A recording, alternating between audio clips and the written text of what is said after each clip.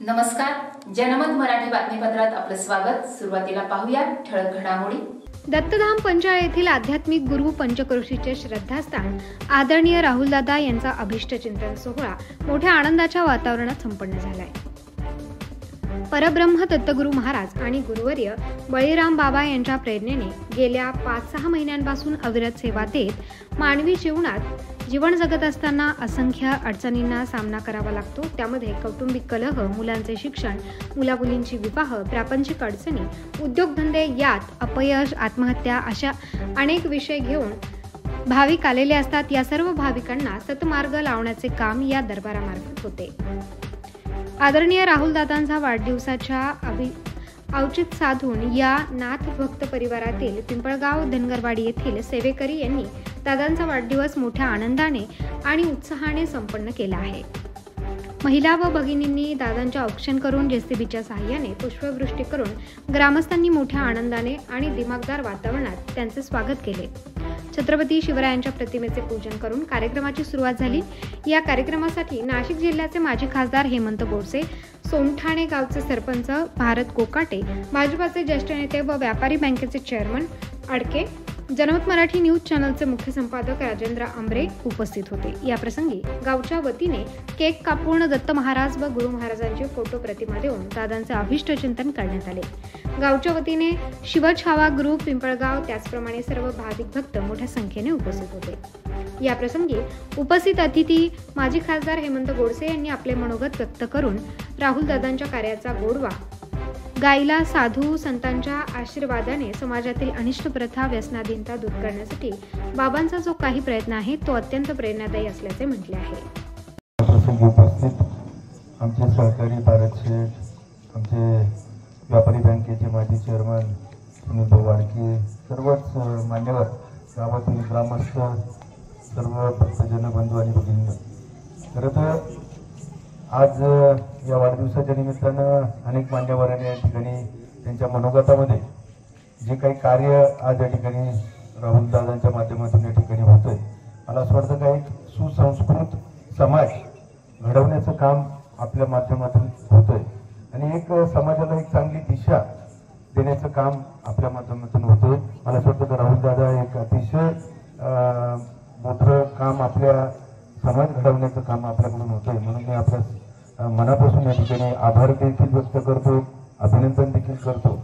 आणि निश्चित आज जसं यांनी सांगितलं मान्यवरांनी का आपले अनुभव सांगितले, त्यानंतर आपण केलेली कामं सांगितली, आपलं कार्य या ठिकाणी सांगितलं, तर आपण या ठिकाणी येण्यामागे देखील अनेकांचा आग्रह आपल्या परिसरातून होता की आपण त्या ठिकाणी आज कुठल्याही परिस्थितीमध्ये या ठिकाणी येऊन आपली भेट घेऊ, आपलं दर्शन घ्यावं।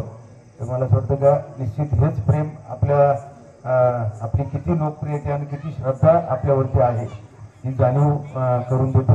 मी आपल्याला या अभिष्ट चिंतन सोहळ्याच्या प्रसंगी मनपूर्वक खूप शुभेच्छा देतो आणि गुरुदेव दत्ताचरणी प्रार्थना करतो का अशी सेवा अधिकाधिक लोकांच्या समस्या सोडून अधिक चांगल्या मार्गाला एक सुसंस्कृत समाज घडवण्यासाठी या ठिकाणी हो असं शुभेच्छा देतो आणि थांबतो। धन्यवाद, जय हिंद।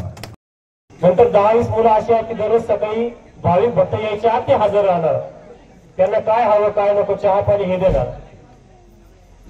दादांचं असा आट्टास होता की काही लोक, काही महिला खूप लांबून येतात, कदाचित सकाळी जेवण केलं असतं नसतंही आणि मग यांना चहा नाश्ता मिळाला पाहिजे, ही सगळी सुविधा त्यांच्या स्वतःच्या घरात होती।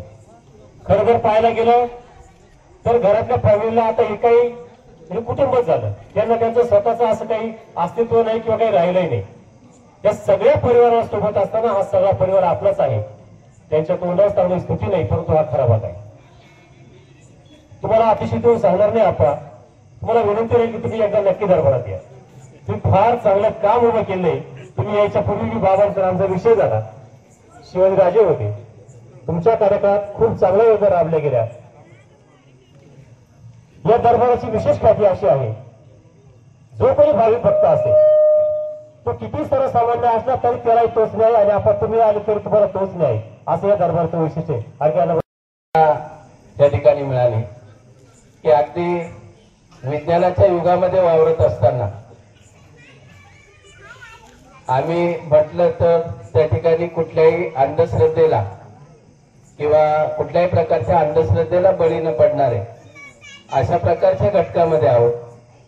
साहजिकच हा जो काही भक्त परिवार या ठिकाणी राहुलदादांच्या समवेत जमा झालेला आहे, त्यामागे लगेच जमा झालेला हा भक्त परिवार नाही. या ठिकाणी अगदी सांगावंसं म्हटलं तर राहुलदादा हे आमच्याकडे त्या ठिकाणी शाळेमध्ये काम करत असताना अगदी सहज सांगायचे की सर या ठिकाणी असं आहे, आपण असं केलं तर चालेल का. म्हणजे जी काय परमेश्वराची अदृश्य अशी शक्ती ही तेव्हापासून त्यांच्याकडे काम करत होती. तेव्हापासून जो काही परमेश्वरी वरदान आहे हे वरदान त्यांना मिळालेलं होतं. आणि हे सर्व करत असताना अगदी आपण बघतो की ज्यावेळेस आपल्याकडे रंगपंचमीचा मोठ्या प्रकारचा उत्सव असतो आणि त्या उत्सवामध्ये राहुलदादांनी जो काही नवनाथ पारायणाचा जो काही कार्यक्रम राबवलेला आहे त्यामध्ये जवळजवळ 500 ते 600 भाविक हे त्या पारायणामध्ये सामील झालेले असतात. आणि त्याचं असणारं जे काही नेतृत्व आहे हे नेतृत्व राहुलदादांच्या माध्यमातून हे घडत असतं. आणि मग जर म्हटलं तर कुठल्याही प्रकारचा माणूस हा जोडताना त्या ठिकाणी त्याला त्याची सत्यता पडताळणी सत्यता त्याला पाहायला मिळाली तरच माणूस जोडला जातो. या प्रसंगी योगेश शिंदे, दशरथ शिंदे, बापू थोरात, संदीप डुमरे, बाबासाहेब डुमरे, सागर डुमरे, अनिल माळोदे, अजय डुमरे, प्रशांत डुमरे, धीरज डुमरे, अमरदास डुमरे, राजेंद्र डुमरे, बाबासाहेब डुमरे, अमोल डुमरे, पोलीस पाटील, गोविंद गुले, संजय गुले, पप्पू डुमरे, अजय डुमरे उपस्थित होते. दत्तधाम पंचाळ या ठिकाणी हे सर्व भाविक भक्त सकाळपासून भाविकांच्या सेवेसाठी उपस्थित असतात. या अतिशय धार्मिक कार्यक्रमासाठी पंचक्रोशीतून भाविक उपस्थित होते.